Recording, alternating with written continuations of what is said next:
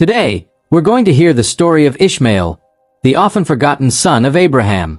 His story is one of faith, resilience, and finding purpose even when the world seems to have left him behind. Ishmael's story shows us that no matter where we come from or what challenges we face, we each have a special path that God has set for us. Now, imagine this. It's centuries ago, in the vast deserts of Canaan. The land is dry, the sun is hot, and there's an old man named Abraham. He's known for his faith in God, and God has made him a promise that he would become the father of many nations. But there's a problem. Abraham and his wife, Sarah, are growing old, and they still don't have any children. How could God's promise be fulfilled without a child?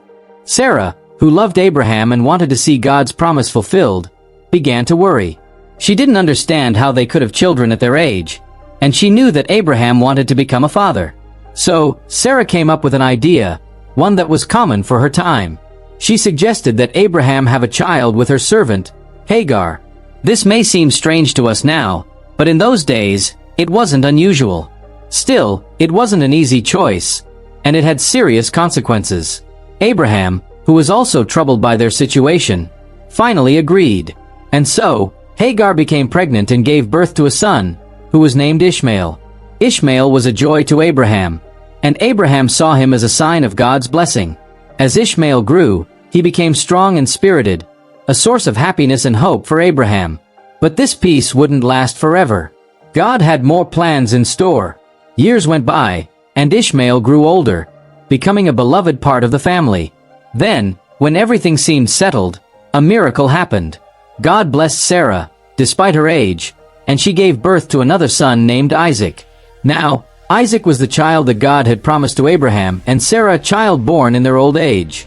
It was a joyous time, but it also brought tension into the family. Sarah began to worry. She saw Ishmael as a threat to Isaac's future.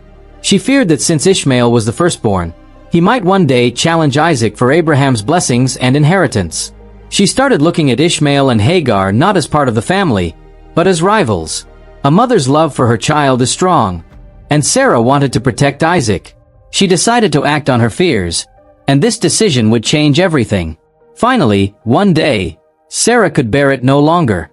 She went to Abraham and demanded that he send Hagar and Ishmael away. Can you imagine how Abraham felt? This was his son, whom he loved dearly, a boy he had raised and cherished. Abraham was devastated, but Sarah's mind was made up. Abraham prayed, and God spoke to him. Do not be distressed about the boy and your servant. Listen to Sarah, because it is through Isaac that your offspring will be reckoned. But don't worry, I will make the son of the servant into a nation also, because he is your offspring. With a heavy heart, Abraham realized what he had to do. Early the next morning, Abraham prepared Hagar and Ishmael for their journey.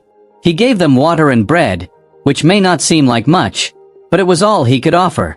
Then, with sadness, he watched them disappear into the desert.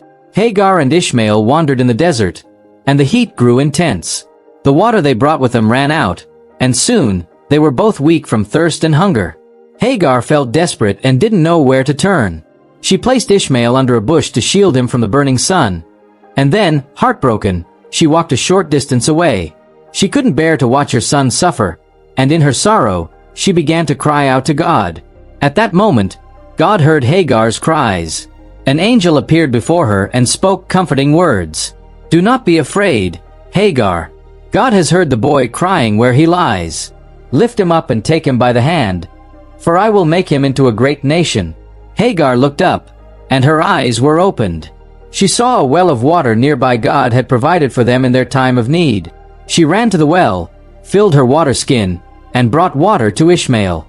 Both mother and son drank deeply, their strength renewed. Hagar and Ishmael's journey didn't end there.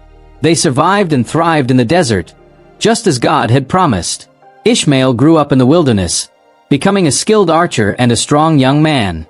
Though his life was different from what he might have known in Abraham's camp, he became resilient and capable. He learned to rely on God and found his place, not as the forgotten son, but as the founder of a great people. Through all his trials, Ishmael fulfilled his purpose. He became the father of 12 sons, who themselves became leaders of tribes, just as God had promised. Ishmael's legacy grew, and he became the founder of a great nation, a testimony to God's promise and faithfulness. Ishmael's story is a powerful reminder that no one is ever truly forgotten. Even when it seemed that he and Hagar were alone in the wilderness, God saw them. He hears our cries and provides for us in ways we may never expect. Sometimes, we may feel left out, overlooked, or even cast aside. But like Ishmael, we each have a purpose, a role to play that is known to God. His plans for us are always unfolding, even if we don't understand them at first. If this story spoke to your heart and inspired you, please like, subscribe, and share it with others who may need a reminder of God's love and purpose. Let's continue exploring these incredible stories together and uncover the truths that guide us each day. Thank you for joining me today, and may God bless you in your own journey.